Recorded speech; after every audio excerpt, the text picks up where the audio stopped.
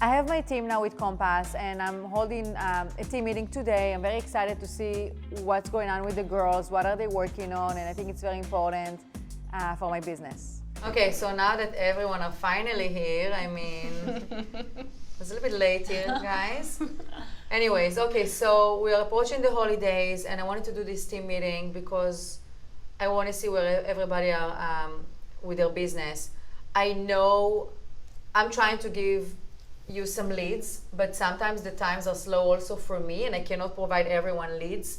So I don't want you to sit home and think that the business is going to come to you, because that's not the case in real estate. We always have to hustle and prospect, and I'm doing the same thing, and it's hard. So try to be creative and think outside the box.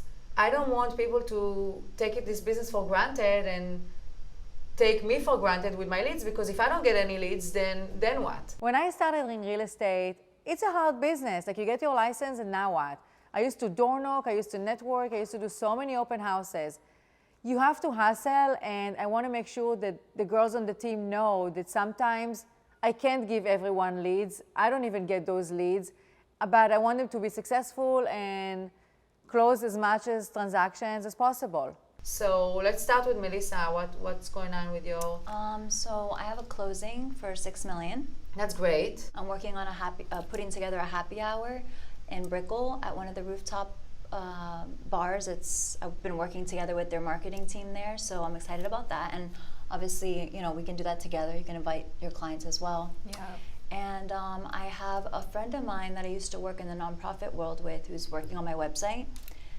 She's a consultant here in Miami, so yeah, I'm excited about some things that are moving. I know Carly and Galit mentioned doing events before to clients. Yeah, I think it can be kind of like a holiday happy hour where clients, even some friends, like just kind of come out, and past clients as well. But yeah, because a lot of them are not coming down till like towards the spring, because they don't want to move until the summer.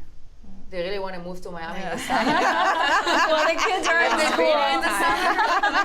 I love Miami. I was born and raised here. You get used to the summer eventually. Honestly, I love Miami. I mean, I think, is it brutal and hot and humid? Sure, but do you have a nice pool and the beach to go to? And the beach. Yeah. But yeah, a lot of them have little ones, so they don't want to move during the school year and transition. So they want to start looking in the spring. And I think we'll have a lot more inventory then too. Yeah, and hopefully the feds will come down with the crazy high rates. Yeah. Although people will say, oh, back then the rates were like 15%, and I'm like, yes, but the properties were also much cheaper. So now, you paying 7%, it's expensive for some people. It's double your payment. Yeah. Anyways, that's all good. I like that, and congratulations on your closing. Thank you. And Carly, what's up with you? So I've been trying to do more marketing, obviously, because the market's a little slow right now. So I'm definitely trying to get creative. I've sent a couple of mailers. I've dropped off some little goodies to a specific neighborhood. I'm planning an event for a week and a half from now. So I sent out a postcard for that. I got a couple sign-ups so far, not as many as I would want. How many? You can count on one hand. So I think, if you want to get better, maybe you should go and just invite them face to face. I'm happy to do it with you. Okay, so Amelia, what's new? So this week actually is pretty exciting. I have a few new clients referred from other agents, friends in Boston, and then also just from people I've met here, doing sailing coaching. They're like, oh, my sister's moving down, so I think some December and January move-ins in Coconut Grove, maybe Brickell. Luckily, 2 of the clients said they're really flexible, in terms of where they want to be, which sometimes is great, because you're like, oh, they're flexible. Oh my gosh, you're going to be all over the place. Other times then you're driving all over the place. That's exactly what you're going to end up doing. They don't know what they want, but we'll see what happens with that. And sometimes, you have to direct your clients. If they want only walkability, then focus on Brickell. Yeah. If they want views, go to Edgewater. If they want fun neighborhoody vibe, then the Grove. Yeah, so I think you have to really direct your clients so you won't waste your time, because honestly with buyers, they can be all over the place. People tend to think that real estate agent makes so much money with commissions. And sure, it can be a very lucrative business, but to get there takes a lot of time. You have to be consistent. You gotta work so hard, because a lot of buyers, they either flake on you, seller change their mind, they cancel the listing on you. So it's not perfect. Galit, what about you? So the latest we have is the contract, in one of the condos in Brickell. Yeah. The client is a cash deal. All the contingency have been removed. The mortgage agent is not so cooperative, so I'm staying on top of them all the time. It's exhausting, as you know. I sent an email too. I got like cricket silence. They like, changed the nobody responded. appraisal, so I'm looking forward to get the new appraisal. I'm trying to help him as much as I can, even though it's not connected directly to the deal, but I'm trying to help him as much as I can.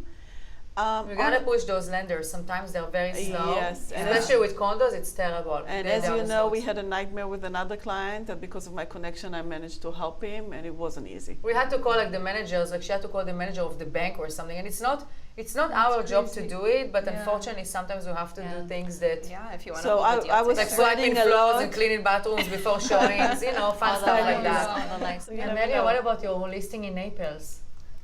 Yeah, so I'm actually leaving like right after this to go do a couple showings. Honestly, it's my first. Talking about dedication, driving 2 hours to the showing. I know. Well, I'm going back for Thanksgiving too, so it works out. But Naples is so seasonal, unlike Miami. So people are like coming back down now. Of course, the hurricane really like shuffled things around.